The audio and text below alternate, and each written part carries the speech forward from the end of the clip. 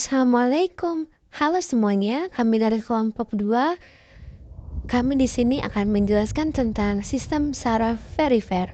Enjoy to the video. Let's go.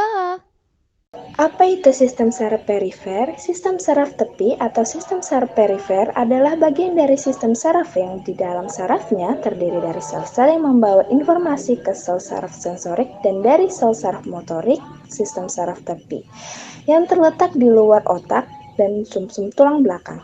Sel-sel sistem saraf sensorik mengirimkan informasi ke sistem saraf pusat dari organ-organ internal atau dari rangsangan eksternal. Sel-sel sistem saraf motorik tersebut membawa informasi dari sistem saraf pusat ke organ, otot, dan kelenjar. Sistem saraf tepi dibagi menjadi 2 cabang, yaitu sistem saraf somatik dan sistem saraf otonom. Adapun gangguan pada sistem saraf perifer. Berdasarkan saraf yang terganggu, neuropati perifer terbagi menjadi 4 jenis. Yang pertama ada mononeuropati. Neuropati perifer jenis ini terjadi ketika kerusakan terjadi hanya pada salah satu saraf tepi. Gejala umum dari mononeuropati adalah penglihatan ganda atau sulit fokus, kadang disertai sakit pada mata. Yang kedua, neuropati motorik. Seperti namanya, neuropati motorik terjadi ketika terdapat gangguan pada saraf yang mengontrol gerakan tubuh. Gejala yang umum neuropatik motorik adalah kedutan, kram atau lemah otot, hingga kelumpuhan pada satu otot atau lebih. Yang ketiga ada neuropati sensorik.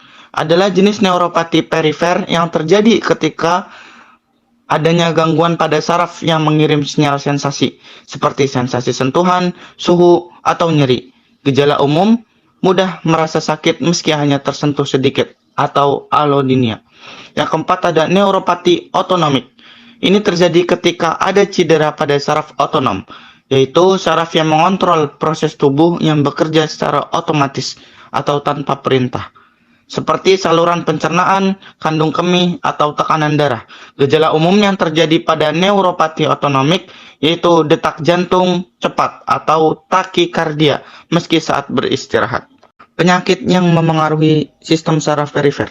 Yang pertama ada peripheral neuropati.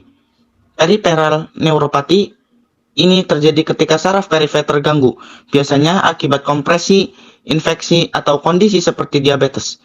Gejala umumnya termasuk rasa sakit, ketidaknyamanan, atau kelemahan pada kaki atau tangan.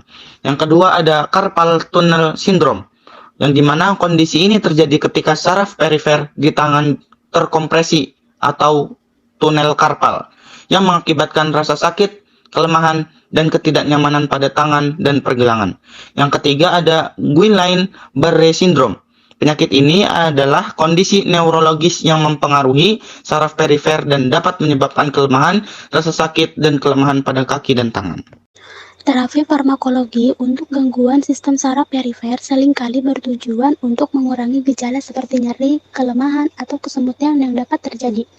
Beberapa jenis obat yang sering digunakan dalam pengelolaan gangguan sistem saraf perifer meliputi analgesik, obat penghilang rasa sakit seperti paracetamol, NSAID, obat antiinflamasi non-steroid, atau opioid dapat digunakan untuk mengurangi nyeri yang terkait dengan gangguan saraf perifer seperti neuropati.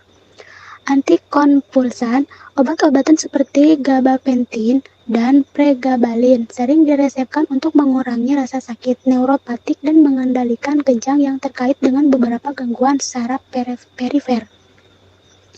Antidepresan. Beberapa jenis antidepresan seperti amitriptilin atau deloxetin memiliki efek analgesik dan dapat membantu mengurangi rasa sakit neuropatik serta mengatasi depresi yang sering terkait dengan gangguan saraf perifer. Dosis untuk terapi farmakologi yang digunakan untuk penyakit yang mempengaruhi sistem saraf perifer dapat bervariasi tergantung pada jenis penyakit, tingkat keparahan, respon pasien, dan faktor-faktor lainnya. Contohnya, untuk pengobatan neuropati, dosis gabapentin biasanya dimulai rendah dan secara bertahap ditingkatkan sesuai respon pasien. Sebelum mengonsumsi obat, penting untuk berkonsultasi dengan dokter atau ahli farmasi untuk menentukan dosis yang sesuai. Selanjutnya, ada terapi non-farmakologi.